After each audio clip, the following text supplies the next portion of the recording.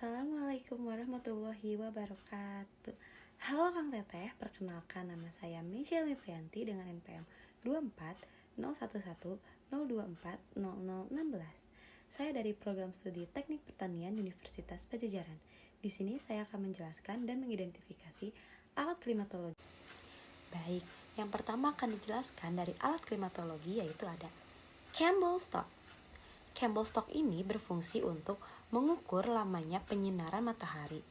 Di Campbell Stock ini terdapat 5 komponen. Untuk komponen pertama itu ada bola lensa. Bola lensa ini berfungsi untuk memusatkan sinar matahari. Yang kedua, terdapat lengkung kertas bias. Yang ketiga, ada kertas bias. Kertas bias ini terbagi dalam 3 bentuk. Yang pertama, lengkung pendek. Lengkung pendek ini biasa dipakai saat musim panas. Untuk lengkung panjang biasa dipakai saat musim hujan. Dan untuk lengkung lurus itu biasanya digunakan saat musim transisi. Contohnya dari panas ke gugur. Yang keempat ada pengatur sudut bola lensa. Yang kelima ada skrup pengatur yang berfungsinya untuk mengatur sudut horizontal.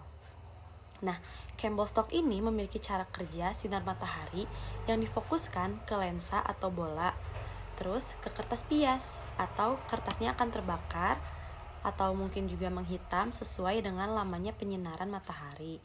Nah, bentuk lengkung bias tersebut bisa berubah atau berbeda sesuai dengan musimnya. Baik, yang kedua ada anemometer. Anemometer ini berfungsi untuk mengukur kecepatan angin.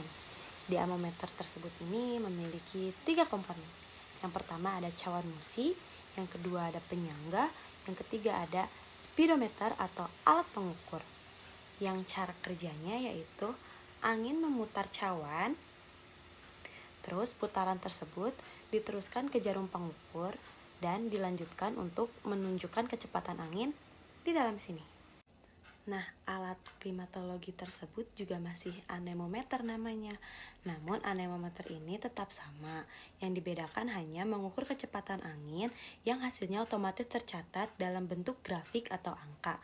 Komponen tambahannya di arah mata angin. Yang ini.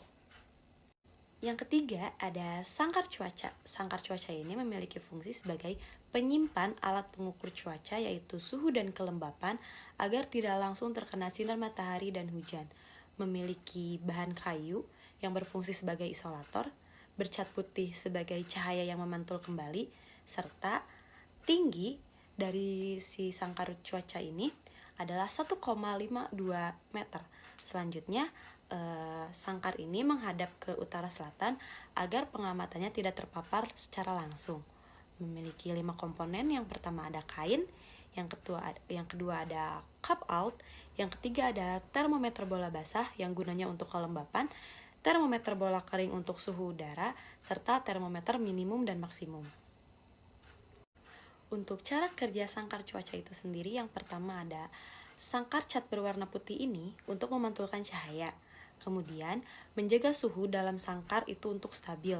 Yang ketiga, alat di dalam bisa mencatat suhu dan kelembaban sesuai kondisi di lingkungan sekitar. Baik, untuk alat klimatologi selanjutnya terdapat panci evaporasi yang memiliki fungsi untuk mengukur penguapan air.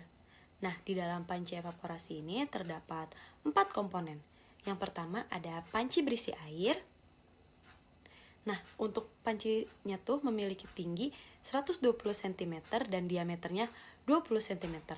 Kemudian terdapat hook gauge atau skala utama Danonius yaitu di sini. Kemudian ada kail pancing untuk penentu permukaan air, serta yang keempat ada steel well.